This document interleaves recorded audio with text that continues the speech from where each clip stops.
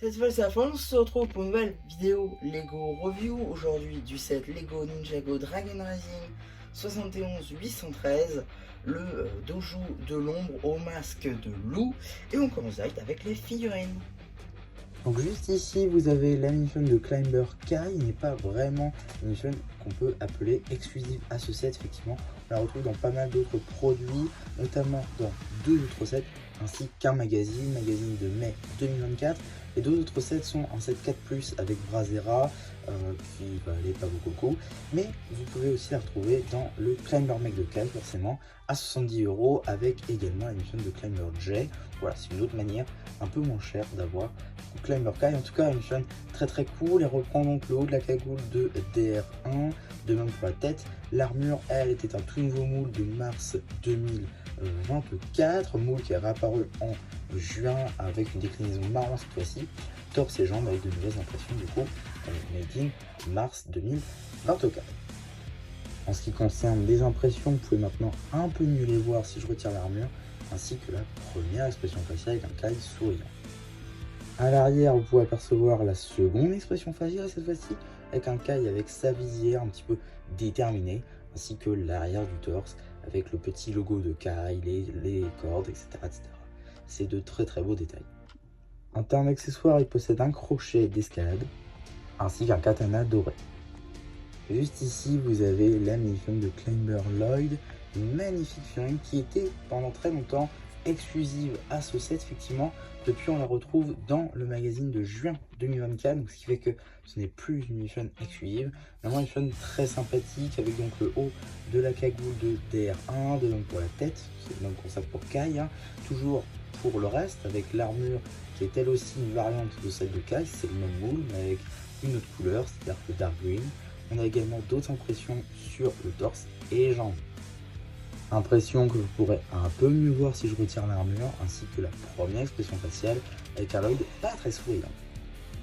Sur la deuxième expression faciale, il est toujours pas très souriant, mais on retrouve un air de torse très détaillé avec les cordes ainsi que le logo de notre cher ninja vert. En termes d'accessoires, il possède un crochet d'escalade ainsi qu'un katana doré.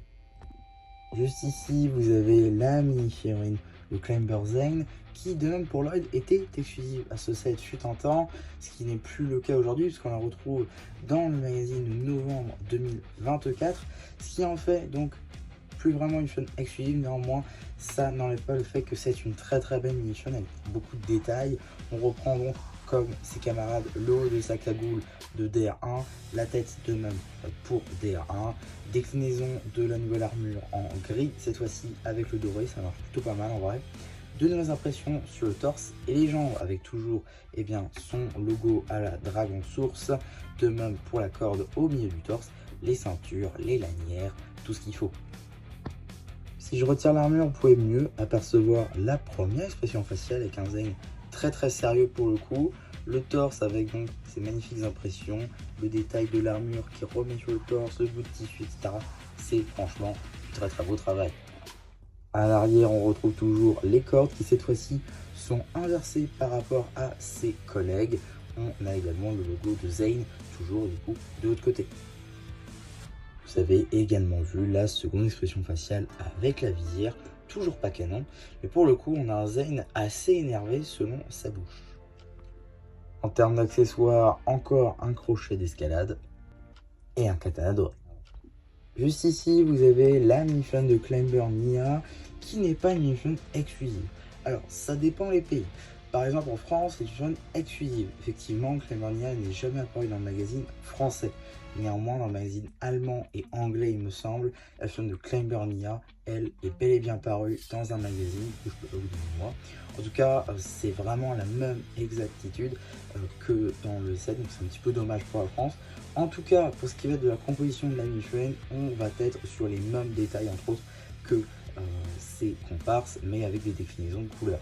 Par exemple, sa cagoule, le haut en tout cas, c'est sur la figurine de DR1, c'est la même couleur, de même pour la tête, hein, les mêmes expressions faciales. On va également sur la même armure, mais avec une déclinaison en dark pearl grey et le doré qui marche assez bien. On a également les mêmes impressions, que ce soit sur le torse et les jambes. Impression que vous voyez un peu mieux maintenant que je retire l'armure. On a également, faut le dire, du coup, deux expressions faciales comme ces comparses que vous voyez ici. Donc, première expression faciale et la deuxième expression faciale, ainsi que l'arrière du torse avec toujours le logo ainsi que les cordes. En termes d'accessoires, un crochet d'escalade ainsi qu'un katana doré. Du coup, ici la fin de Raz Dragon Rising saison 2, trouvable dans pas mal de sets aujourd'hui, notamment Egolt. On va le retrouver donc et bien évidemment dans Shadow Dojo qu'on est en train donc de voir aujourd'hui, ainsi que dans les shrines. Donc voilà, c'est pas une shrine qui est maintenant ultra compliquée à avoir, même si c'est surtout dans les sets qui sont assez coûteux. Donc là, les avoir, le moyen moins cher, on va dire, du coup, c'est maintenant Egolt. Mais voilà, c'est quand même une très très belle figurine. On a le retour des épaulettes des guerriers de pierre de 2012. Donc ça, c'est vraiment pas mal. On a la tête moulée qui est la même que Dragon Rising saison 1. Le torse et les jambes sont imprimés avec une telle précision, c'est juste magnifique. Pareil pour l'arrière du torse où il y a juste écrit Raz avec le logo de la lune. Bon, là aussi, c'est plutôt stylé. Et pour ce qui est de l'accessoire, ce sera un marteau en brick build qu'on peut retrouver dans les Gold, puisque oui, son arme utilisée dans les shrines n'est pas la même. Mais ce n'est pas tout pour l'accessoire, puisqu'on a aussi donc le marteau qui va permettre de faire aussi donc le rituel. Voilà, ça c'est plutôt sympa. Juste ici, vous avez la minifigurine de Cinder, qui n'est pas du tout une minifigurine exclusive, on la retrouve dans beaucoup de sets. Effectivement, on la retrouve notamment dans le mec élémentaire du feu de Kai. On la retrouve également dans le Shadow Dojo, review que vous êtes en train de regarder. On la retrouve également dans le magazine Ninjago Legacy de juin 2024 ou encore dans le robot élémentaire de l'énergie de Lloyd. Donc voilà, pas du tout une minifigurine exclusive, ou encore même de Regat.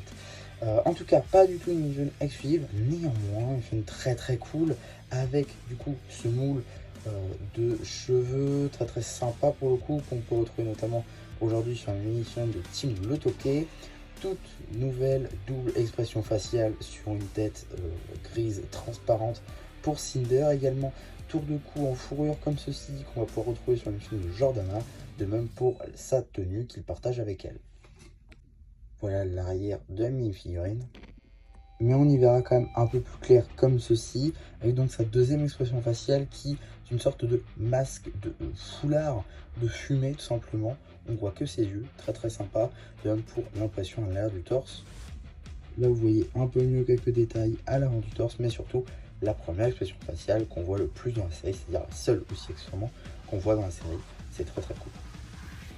En termes d'accessoires, une épée torsadée. Juste ici, vous avez la minifigurine de Jordana qui apparaît bien évidemment donc dans le robot élémentaire du feu de Kai, donc sorti en janvier 2024, ou encore disponible dans le robot d'escalade de Kai, lui sorti en mars 2024, voici donc à 70 €, donc des moyens un peu moins chers d'obtenir Jordana. Pour ce qui va être de sa composition, pour ce qui va être du torse, des jambes ainsi que du tour de cou, ça va être la même sur Cinder comme je l'ai dit tout à l'heure. Par contre on a deux nouvelles expressions faciales ainsi qu'une nouvelle paire de cheveux qui, le moule lui n'est pas nouveau, néanmoins dans cette couleur là c'était nouveau en janvier 2024. Voilà pour l'arrière de la mini-figurine. Même si ce sera un peu plus simple pour voir des détails comme ceci, avec donc le tour de cou qui est retiré, vous pouvez voir l'arrière du torse, ainsi que la seconde expression faciale avec une Jordana un peu plus perplexe. Et ici donc les détails du torse, ainsi que la première expression faciale, une Jordana très souriante. En termes d'accessoires, la même épée que le guerrier au masque de loup, mais avec un petit manche juste en dessous pour faire une épée un peu plus longue. Et encore une fois, on retrouve la figurine du guerrier loup qui est juste ici, donc avec encore une fois ce casque moulé à la perfection. Il manquerait juste les petites impressions comme dans la série, mais bon, on peut pas tout avoir.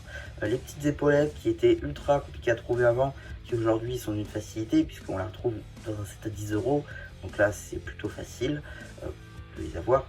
Pour ce qui est du torse et les jambes, ce sera les mêmes pour toutes les autres figurines de loup, même ceux qui n'ont pas d'épaulettes. Donc ça aussi, bon, il est très stylé, avec pas mal de très belles impressions d'ailleurs.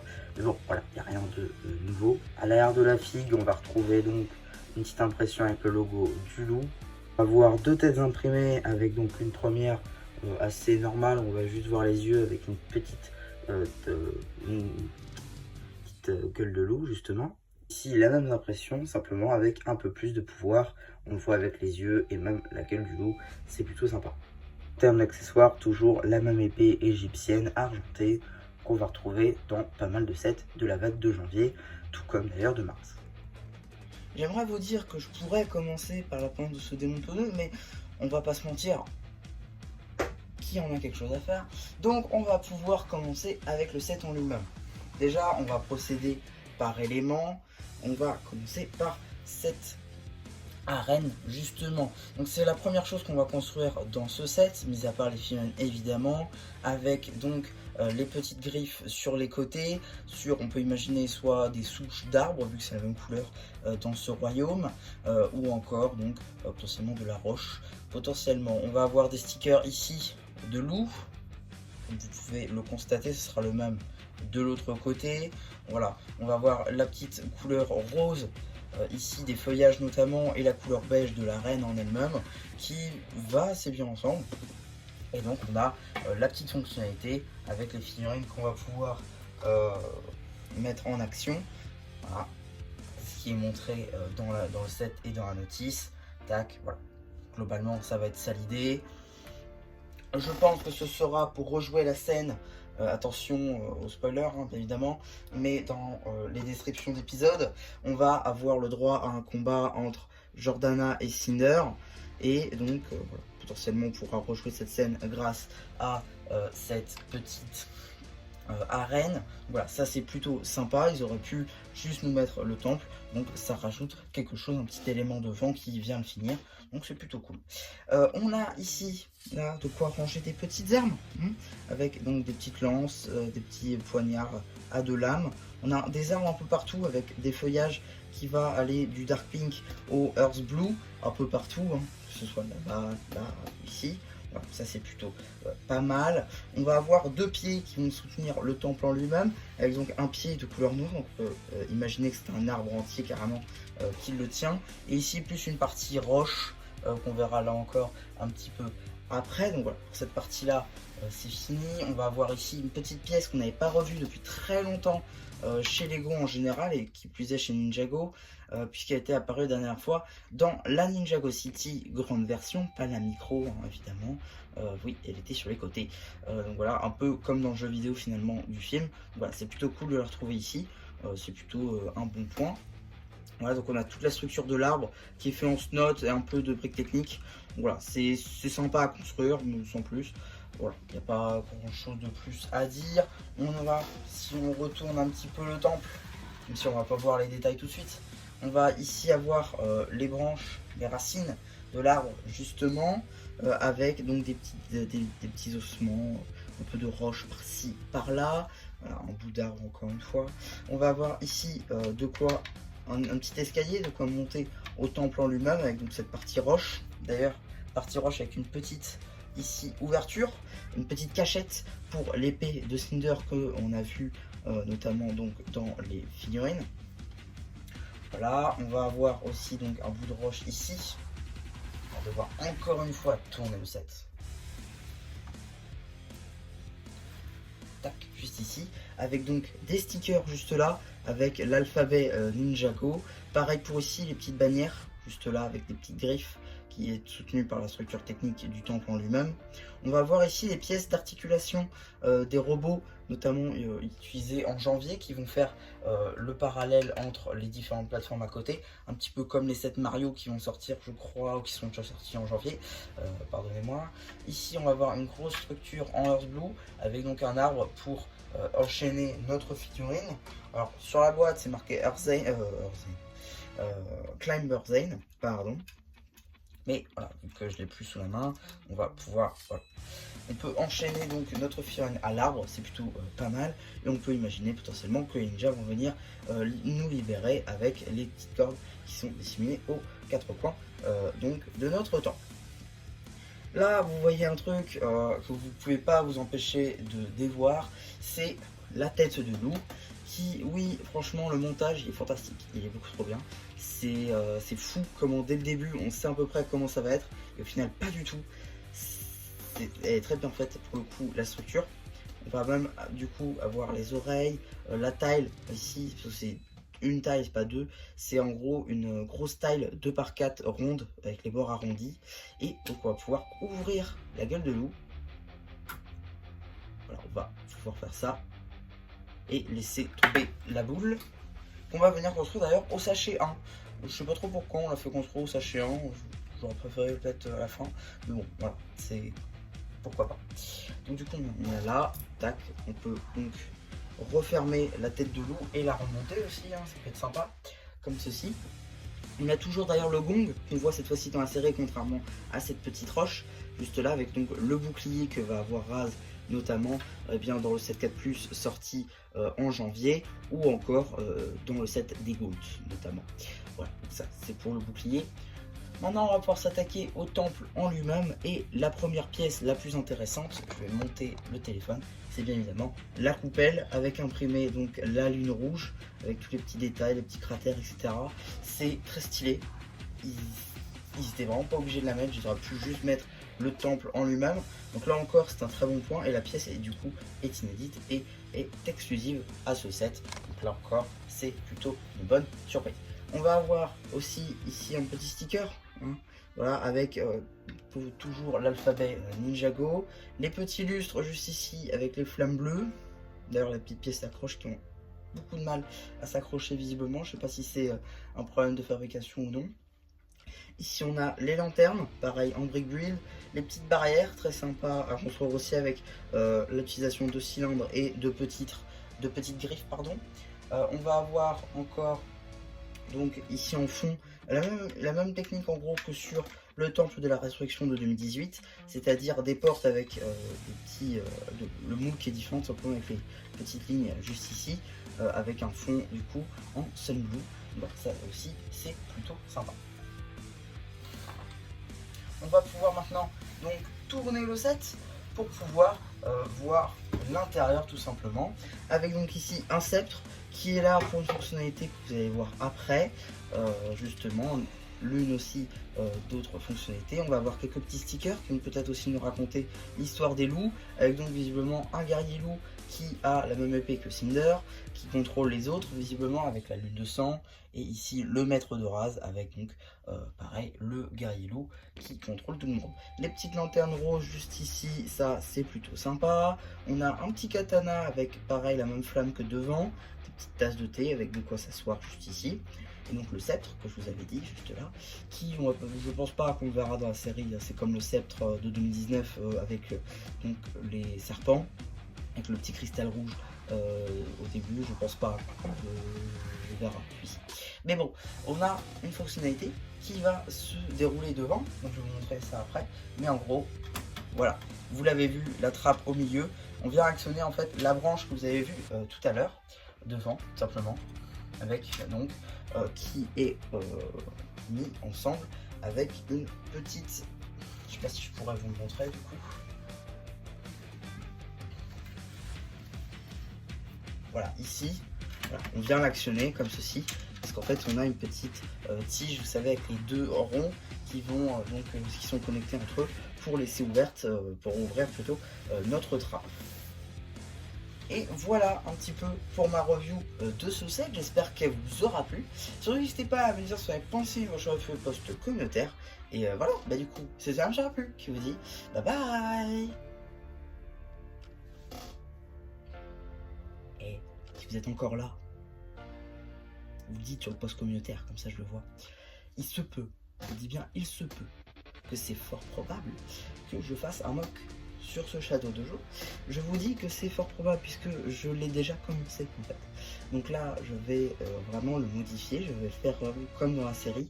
Donc c'est pour ça, je vous le préviens ici. Et la vidéo, il se peut qu'elle sorte vers la fin d'année, je pense. Je pense qu'il faut compter fin d'année, le temps que tous les détails soient mis et tout. Je sais, on est début. Mais bon, je veux faire les choses bien. Et du coup, il se peut qu'il y ait un mock qui arrive prochainement sur la chaîne. Voilà un petit peu, cette fois-ci c'est vraiment la fin de cette vidéo. Bye.